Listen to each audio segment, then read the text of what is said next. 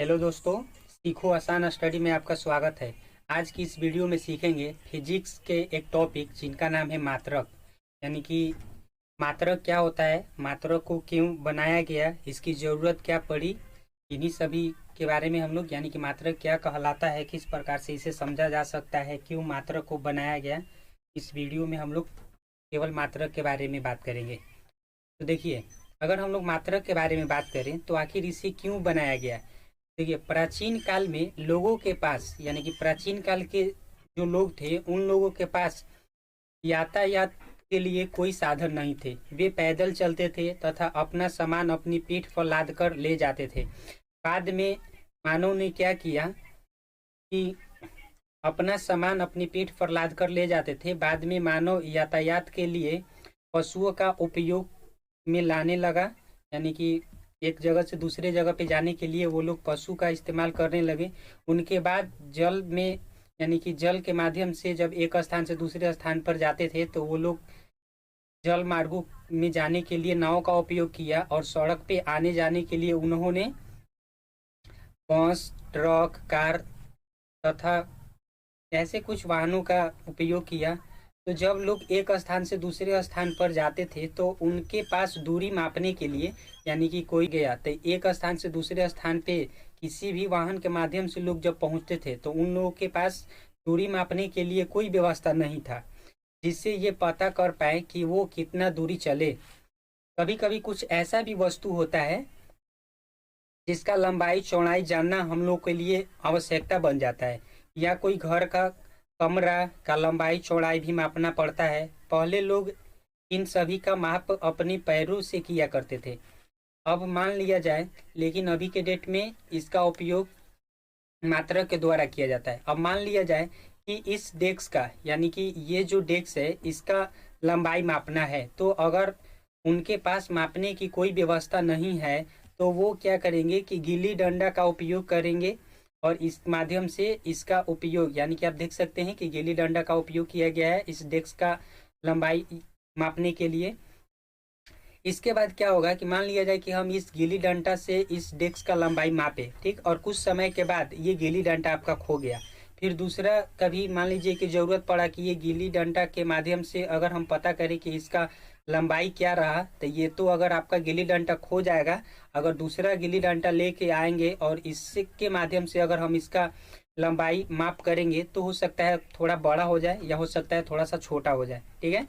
तो या अगर जितना भी हम लोग ये गिल्ली डंडा का उपयोग करेंगे, जितना बार करेंगे, हर बार कुछ ना कुछ आपका अलग ही लंबाई इसका आएगा। या लंबाई मापने के बाद इसमें हम लोग क्या करेंगे कि ज्यामिति का उपयोग करेंगे, ताकि इसी ज्यामिति का उपयोग करके हम इसके लंबाई के बारे में पता कर सकेंगे। तो यही जितना भी कुछ है जिसका माप और तौल एक निश्चित रूप से किया जाए, इसके लिए मात्रक को बनाया गया है। यानी कि गिल्ली डंडा के माध्यम से जो डेस्क का माप किया जाए या दूरी का माप किया जाए या किसी वस्तु को तौला जाए, ये सब करने के लिए ही क्या चीज का उपयोग किया गया, तो मात्रक का उपयोग किया गया। देखिए, 1790 ईस्वी में एक फ्रांसीसी थे, ठीक है, उन्होंने क्या किया कि मापन की एक मानक प्रणाली की रचना की जिसे मीटर पद्धति कहा जाता है। तो आप इस बात से समझ सकते हैं कि मात्रक का आवश्यकता क्यों पड़ा, क्योंकि किसी भी प्रकार के निश्चित मानक प्रणाली की रचना करने के बाद ठीक किसी भी एक निश्चित माप और तौल का एक निश्चित रूप देने के लिए ही मात्रक का उपयोग किया गया, ठीक। यानी कि किसी राशि के मापन के निर्देश मानक को मात्रक कहते हैं, ठीक। यानी किसी चीज को मापना होगा, तौलना होगा, समझ में आ रहा है। तो ये सब के लिए एक उसका एक निश्चित रूप हो, इसी के लिए मात्रक का उपयोग किया गया, ठीक। मान लिया जाए कि आपको देखना है कि बनारस से पटना की कितनी दूरी है, तो इसके लिए हम लोग मात्रक का उपयोग करेंगे। या किसी वस्तु को आपको पता करना है कि इसका वजन कितना है, तो इसके लिए हम लोग मात्रक का उपयोग करेंगे। मान लीजिए किसी कमरा का लंबाई या चौड़ाई हमको पता करना है, तो इसके लिए हम लोग मात्रक का उपयोग करेंगे। तो किसी भी यानी कि किसी राशि के मापन के निर्देश मानक को मात्रक कहते हैं।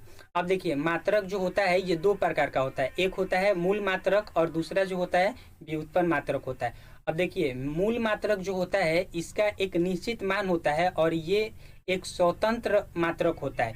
जैसे कि मान लिया जाए कि हमको लंबाई मापना है, तो लंबाई जो होगा ये आपका मीटर में मापा जाएगा। लेकिन व्युत्पन्न मात्रक क्या होता है कि वे सभी मात्रक जो मूल मात्रकों की सहायता से व्यक्त किए जाते हैं, इसे व्युत्पन्न मात्रक कहते हैं। देखिए, इसको थोड़ा आसान भाषा में अगर हम लोग समझे, मान लिया जाए कि अगर वेव को मापना होगा तो इसके लिए हम लोग मीटर प्रति सेकेंड का उपयोग करेंगे। देखिए, जैसे कि अगर इसको समझे तो यहाँ पे एक कार है, ठीक, और कार एक स्थान से यहाँ से चलना प्रारंभ किया और यहाँ पे आकर रुक गया। अब देखिए, जब इसका वेग अगर मान लिया जाए कि हमको मापना होगा, तो इसके लिए हम लोग क्या करेंगे कि पहले तो इसका हम लोग दूरी देखेंगे कि ये कार एक स्थान से दूसरे स्थान पे कितना मीटर तक चला। इसके साथ ही हम लोग देखेंगे कि एक स्थान से दूसरे स्थान पे जाने में कार को कितना समय लगा। तो ये दोनों, यानी कि अगर हम मीटर और सेकेंड दोनों एक साथ देखें, या मान लिया जाए कि ये कार की दूरी यहाँ ना होके आगे की ओर यहाँ तक बढ़ गई, तो देखिए मीटर के साथ साथ यानी कि इसके दूरी के साथ साथ क्या होगा कि इसके समय में भी परिवर्तन हो जाएगा। ठीक है, तो कहने का मतलब कि ये क्या कर रहा है, मीटर तो आपका एक मूल मात्रक हो जाएगा, और मूल मात्रक में ये टाइम आपका क्या कर रहा है, समय क्या कर रहा है कि इसका सहायता कर रहा है। इसीलिए मतलब कि ये इसके कार के दूरी के साथ साथ इसके समय में भी परिवर्तन आ रहा है। ठीक, तो अगर कार के साथ साथ, यानी कहने का मतलब कि जो मूल मात्रक हो और मूल मात्रक का सहायता करे, उसे हम लोग बोलते हैं व्युत्पन्न मात्रक। तो मात्रक दो प्रकार का होता है, एक मूल मात्रक होता है जिसका एक निश्चित मात्रक होता है, और एक व्युत्पन्न मात्रक होता है। यानी कि व्युत्पन्न मात्रक कहने का मतलब कि जो मूल मात्रकों का क्या करता है, तो सहायता करता है, उसे हम लोग व्युत्पन्न मात्रक कहते हैं। अब हम लोग कुछ मूल मात्रकों का एसआई मात्रक देखेंगे। पहले हम लोग बात करते हैं कि एसआई मात्रक क्या होता है। देखिए, एक समानता के लिए समझ संसार के वैज्ञानिक ने मानक के मापन के मानक मात्रकों को एक सेट को स्वीकार कर लिया, जिसे सिस्टम ऑफ इंटरनेशनल यानी कि सिस्टम ऑफ इंटरनेशनल यूनिट बनाया गया, जिसे एसआई मात्रक कहते हैं। तो मूल मात्रक के साथ निश्चित मात्रक होते हैं, यानी कि एसआई का जो पूरा नाम होता है सिस्टम ऑफ इंटरनेशनल यूनिट होता है। ठीक है, तो यहाँ पे कुछ भौतिक राशियां दिया गया है, और यहाँ पे इसका एसआई मात्रक, और यहाँ पे इसका संकेत क्या है। तो देखिए, लंबाई का जो एसआई मात्रक होता है वो मीटर होता है, इसे संकेत यानी कि एम से डिनोट किया जाता है। अगला जो है वो आपका द्रव्यमान है। देखिए, द्रव्यमान को हमेशा किलोग्राम में तौला जाता है। ठीक, और इसका जो संकेत होता है वो केजी होता है। उसी प्रकार से समय है, समय का जो होता है सेकेंड होता है, और इसे एस से डिनोट किया जाता है। अगला जो है वो ताप है, ताप का होता है केल्विन, और इसे के से, इसका जो संकेत होता है वो के होता है। अगला जो है वो आपका विद्युत धारा है, विद्युत धारा को एम्पियर, इसका एसआई मात्रक होता है, और इसे ए से संकेत किया जाता है। आगे जो भौतिक राशि है वो आपका है ज्योति तीव्रता, इसका जो एसआई मात्रक होता है वो कैंडेला होता है, और इसे सीडी से डिनोट किया जाता है।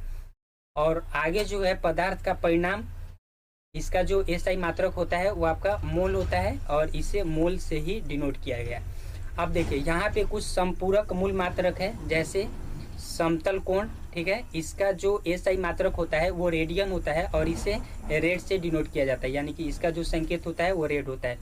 इसके बाद धन कोण है, इसे ऑस्ट्रेलियन से डिनोट किया जाता है, इसका जो संकेत होता है वो आपका एसआर होता है। ठीक, अब देखिए, कुछ ऐसे भी हैं मात्रक हैं जिनका पुराने मात्रकों का संकेत कुछ और था, और नया में इसका संकेत कुछ और था। यहाँ पे देखेंगे फर्स्ट ताप।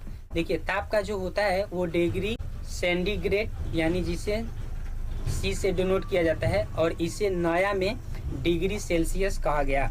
इसके बाद है आवृत्ति, जिसको कंपन प्रति सेकेंड यानी कि CPS, और ये इसका पुराना हर्ट है। ठीक है, और इसको नया में HZ से डिनोट किया गया, यानी कि संकेत होता है। आगे अगला जो है ज्योति तीव्रता है। ठीक है, जिसे कैंडिला शक्ति कहा जाता है, और इसे शॉर्टकट में CP यानी कि इसे पुराना डिनोटेड है, यानी कि इसका संकेत है, और नया में इसे CD यानी कि कैंडेला कहा गया। तो ये इस वीडियो में हम लोग सीखे कि मात्रक किससे कहते हैं, और किस प्रकार से डिनोटेड किया जाता है मात्रक को, और मात्रक कितने प्रकार के होते हैं।